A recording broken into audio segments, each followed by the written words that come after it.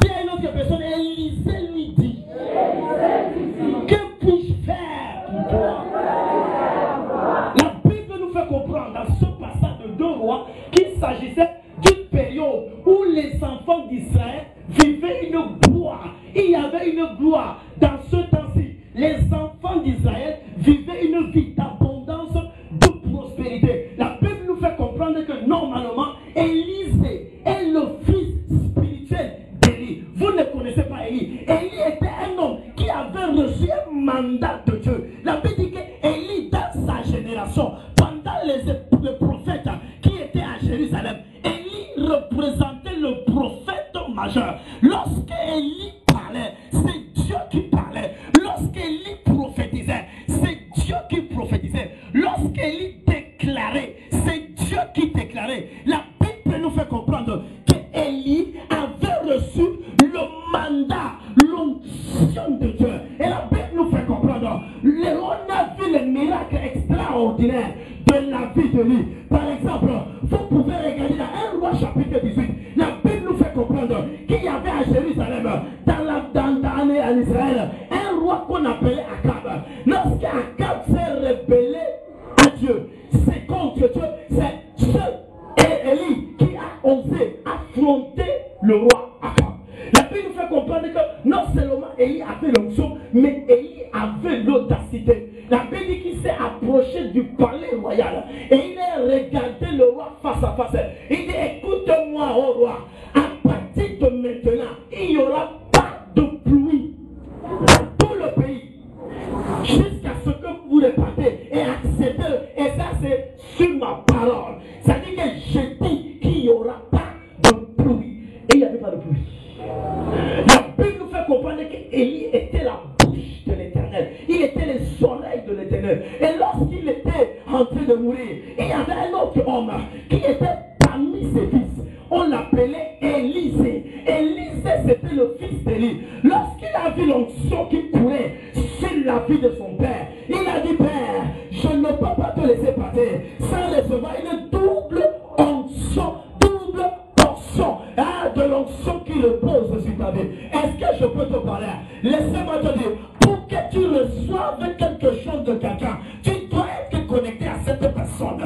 Pour que tu reçoives une grâce qui est sur ton pasteur, tu dois être très proche de ton pasteur. La Bible nous fait comprendre, à Gilgal, Élie ne voulait pas être avec Élisée. Il y avait beaucoup de villages.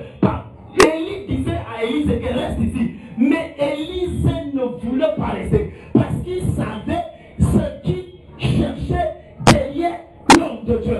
Frère, quand tu es dans une maison, quand tu es dans la présence de Dieu, et quand tu es à côté d'un homme de Dieu, tu dois déterminer, tu dois être conscient de ce que tu cherches derrière Dieu et de ce que tu cherches derrière l'homme de Dieu. La Bible dit que lorsque Élie a dit à Élisée que tu as demandé quelque chose de difficile, mais si tu crois et que tu me vois monter, la double portion descendra sur toi. 2 choses. Si tu me vois monter, à chaque fois que tu méprises ton pasteur, à chaque fois que tu méprises l'homme que Dieu a mis devant toi, la connexion s'arrête. Le flot, tout ce qui a amené les choses à couler, ça s'arrête. Et il dit à Élisée que si tu veux recevoir de moi, tu dois me considérer très haut. Tu dois me voir comme ton mentor. Tu dois me voir comme ton leader. Et tout ce que je vais faire étant haut, ça va tomber à... Laissez-moi te dire, si tu changes ton regard, si tu changes ta vision, que tu as de ton pasteur, que tu as de ton église, quelque chose va descendre dans ta vie.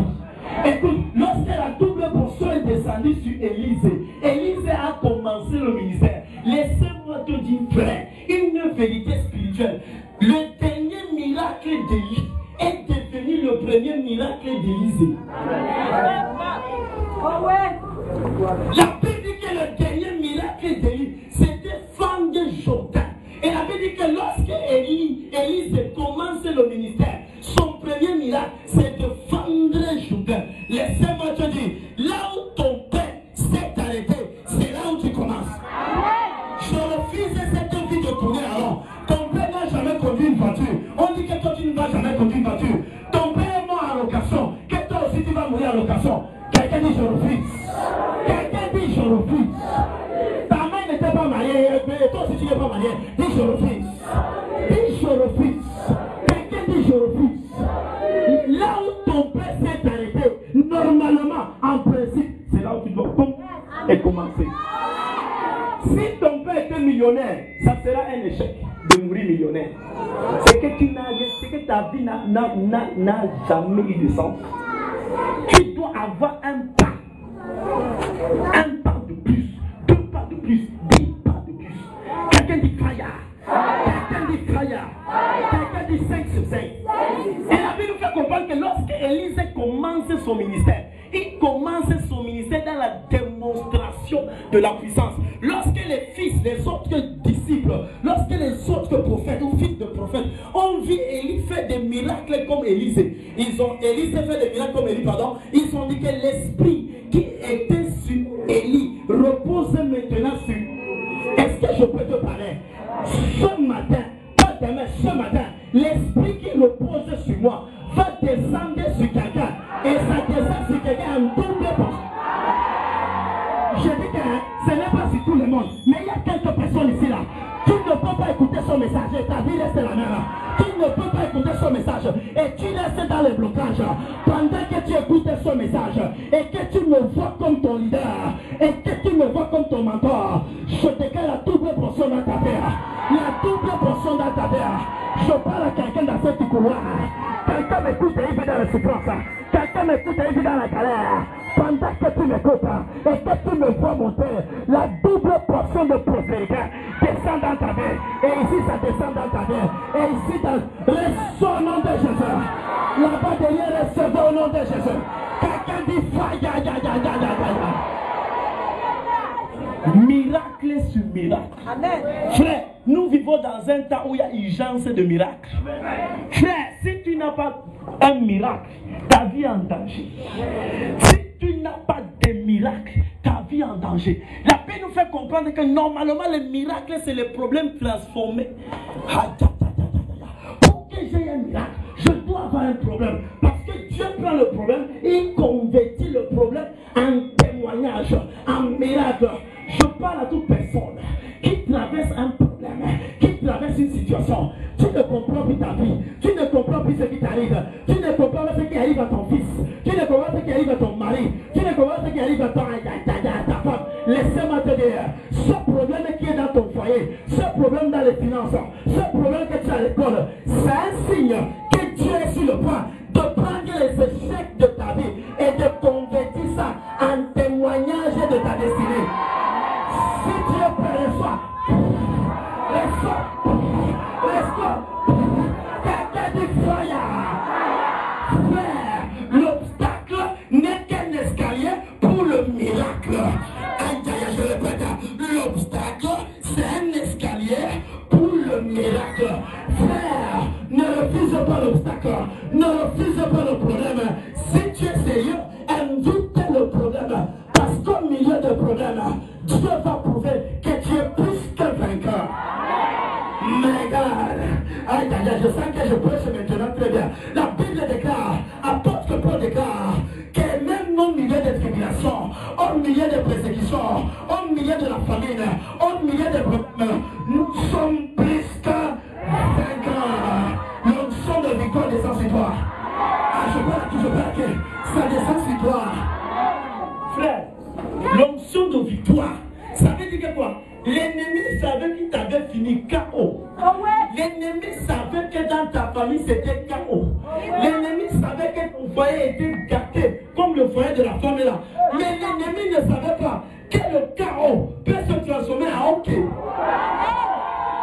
Je prophétise ce que tu avais. Là où il y avait KO, je vois OK. Là où il y avait KO, je vois OK. Mais est-ce que je peux parler dans tes finances, on avait dit KO. Je prophétise par une onction supérieure qui repose sur ma vie. Je convertis ce KO en OK. Quelqu'un dit KO. Quelqu'un dit KO. Quelqu'un dit KO. En OK. Quelqu'un dit KO. En OK. Si ton amené là, ça s'accomplit.